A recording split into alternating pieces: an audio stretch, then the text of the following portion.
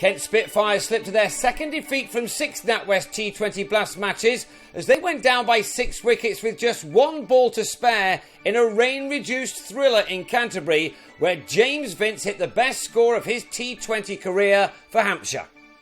After a delayed start of an hour because of rain, Sam Northeast batted after winning the toss in a match reduced to 18 overs per side, and after Daniel Bell-Drummond and Joe Denley had both struck early boundaries, the latter was bowled by the fiery Fidel Edwards, playing in his final match before heading off to the Caribbean 2020 League.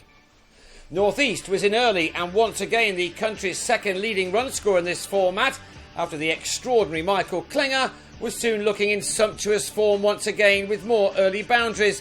There was even more freedom to play shots with the slightly reduced time limit, and both Northeast and Bell-Drummond were entertaining the crowd on a rather sultry evening in Canterbury, the predicted fierce storms thankfully staying away for now. Each team had 5 overs of power play on this occasion, and these 2 batsmen made the most of those, rushing the total up to 47. But over number 6 began with the loss of Bell-Drummond for 19, as he had his stumps disturbed by Yasir Arafat.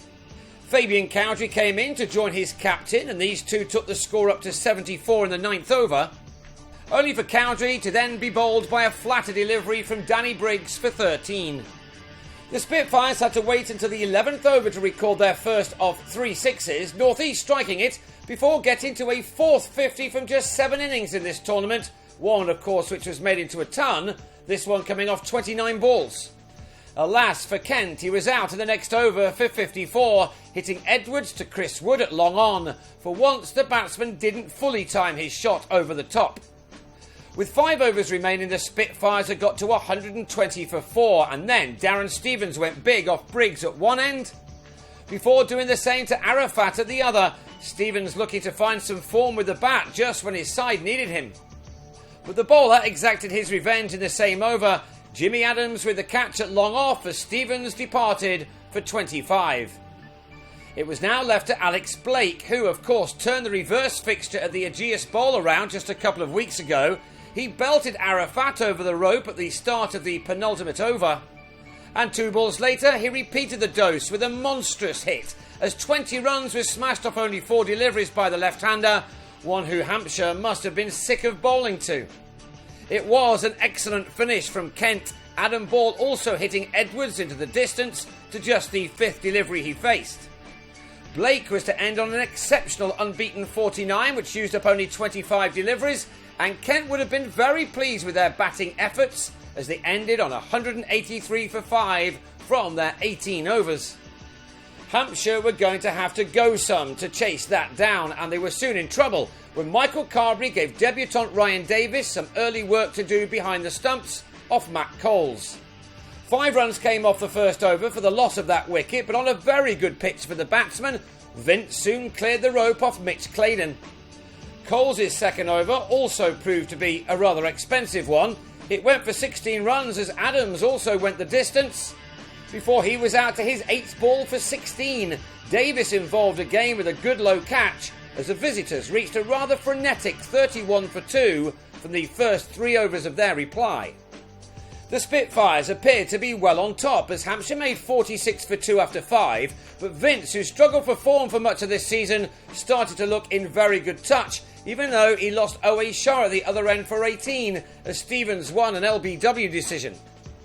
Big shots were required now, with 109 runs needed off the last 10 overs, and Sean Irvine supplied one of them as he went after the returning James Treadwell immediately, the batsman's second ball going all the way. And the Zimbabwean did the same to Stevens at the start of the next over, the 10th. It left a tough target still, Hampshire wanting 85 more runs from 8 overs. Irvine decided to deal in 6s, and a third, again off the last ball of an over, kept Hampshire interested. The target now 74 off 42 balls.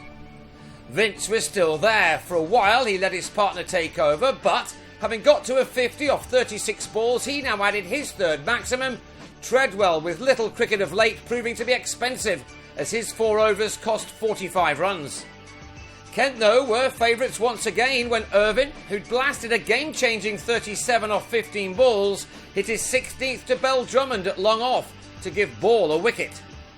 Vince dropped the next delivery for 4 and then hit another 6, once again to ruin an over which Kent would have been pleased with right to the end.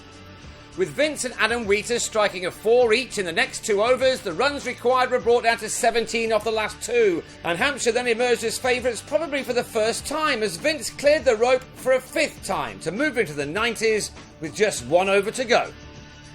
Only 5 runs were needed now, and with the scores level with 2 balls left, it was only right that it was Vince who hit the winning runs as the mist descended over the ground. A 4, not a 6, meaning that the batsman ended the night just 1 short of what would have been his maiden T20 ton. He won't have minded ending on a 99, which used up only 57 balls, because he'd seen his side over the line with just 1 delivery remaining.